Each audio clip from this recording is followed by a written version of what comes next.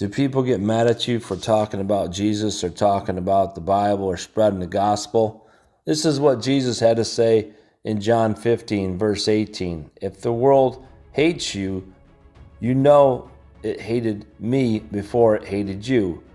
If you were of the world would love its own. Yet because you are not of the world, I chose you out of the world, therefore the world hates you. Remember the word I said to you, the servant is not greater than the master. If they persecute me, they will also persecute you. If they kept my word, they will keep yours also.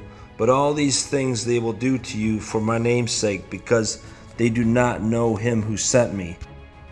If I had not come and spoken to them, they would have no sin. But now they have no excuse for their sin. He who hates me hates my Father also. If I had not done among them the works which no one else did, they would have no sin. But now they have seen and also hated both me and my Father. But this has happened that the word might be fulfilled which is written in their law. They hated me without cause. So to me, what Jesus is saying is, look, they hated me. If you do as I tell you, they're going to hate you too. And really, what is it all about? Well, because he's exposing their sin. You know, if we expose someone's sin inadvertently just by preaching the gospel as we're commanded in the Great Commission by Jesus, we're going to expose sin. You know, it's just how it works. The truth brings light into the darkness, and the darkness doesn't like it. The darkness likes to keep it dark.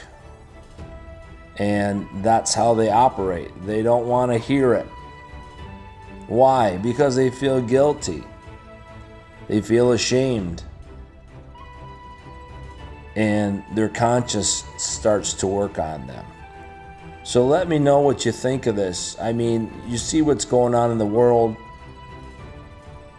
There's a hatred for Israel that is hard not to see. There's a hatred for Christians around the world that's hard not to see. There's protests all over the place. I mean, just saying kill Israel. I mean, it's just insane. How do you call for the annihilation of a nation just for defending themselves? And this, of course, is all propagated by Satan. He's behind all this. Why else would someone just randomly hate another nation, some college kid or whoever, just say, oh yeah, destroy Israel? Yeah. Well, there's a lot of prophetic things happening in real time right now, and people are calling for the destruction of Israel. It's not going so well for them. People who shoot bombs over at them, it's not going so well for them. But here we are in the United States, and, you know, we need to spread the gospel. Do they want to hear it? It doesn't matter. If they don't want to hear it, keep moving. But all I'm saying is don't wither up. Don't quit now. Don't pull back, because the enemy knows the time is short, and he's throwing the kitchen sink. He doesn't like this. He doesn't like people spreading the word in parks or wherever we are. He doesn't like that. And I just got done watching this video. This young man spreading the gospel and doing it with such a calmness, even when they're in his face. And this guy says, oh, I got a gun, and, you know, I don't want to use it, or I will use it. Just making all these innuendos about, I don't know whose God you serve, but the God I no, wouldn't allow this. Like, really? Your God wouldn't allow preaching in the park, or spreading the gospel in the park, excuse me. Really? And the other guy already went to get the cops. So we see the dynamic oppression on these people. I don't know if this guy's possessed, but, what would possess a guy to come up and say that to somebody who was just spreading the gospel in the park? I mean, it's getting pretty strange out there. But again, we can't pull back. We've got to press on, like Paul says to Timothy. Press on, finish well, run the race, finish well. I mean, we don't know how long we're going to live. The Great Commission, he's saying, go spread the word to all the nations. And it's not really a salad bar mentality. It's go, do it. It's a commandment. He's telling us to go and do it. So we can't just sit back and flip channels. And we can, but we're not doing what we're asked to by Jesus. And so we need to do what we're asked by Jesus. I'm not perfect either. I'm trying to get out there more and more, be more brave, be more bold, because, the Bible says your redemption draws near.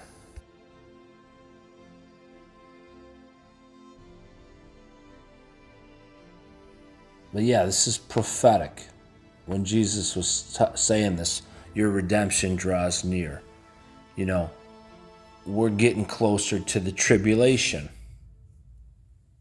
Obviously.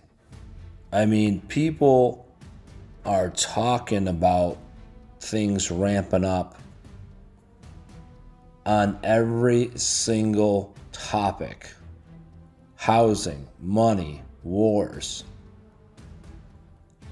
whatever, stock market. And everyone in the Christian circles are saying that this is starting to look like the tribulation is growing closer and closer.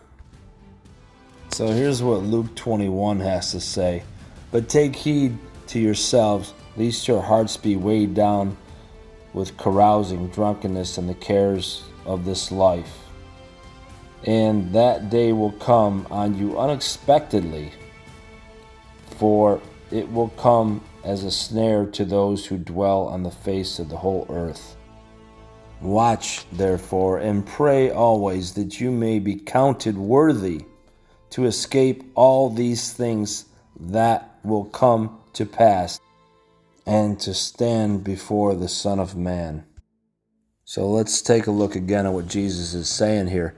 But take heed to yourself, lest your hearts be weighed down with carousing, drunkenness, and the cares of this life. And the day will come unexpectedly, for it will come as a snare to all those who face on the face of the whole earth. Watch, therefore, pray always, be counted worthy, escape these things that come to pass, and stand before the Son of Man. So don't get tied up in the world. Get tied up in the Word. Read, study, pray, and get out there and let people know what the truth is. They're lost. They're perishing. They don't know. We got to get the word out to them. Stand firm. Stand true. Stand in the Word. Stand with Jesus. There's one and only Jesus said these things. They're important. We got to take heed. Why? Because those are His words. And Jesus Christ said them to us. He's speaking it right in the Bible here, in black and white. So, thanks for checking this video out. Let me know your thoughts, of course. Like and subscribe, of course. And stay in the Word. Stay with the Lord. Stand firm. Things are getting a little crazy out there, but that's okay. Our God is always with us. He'll never leave us nor forsake us. So we can listen to Jesus, or we can keep our mouth shut and listen to the world. I choose to follow Jesus. And I hope you do too. God bless. Take care. Stay in the Word. Why? Because you are not your own. You are bought with a price. So glorify God in your body and spread the gospel of Jesus Christ.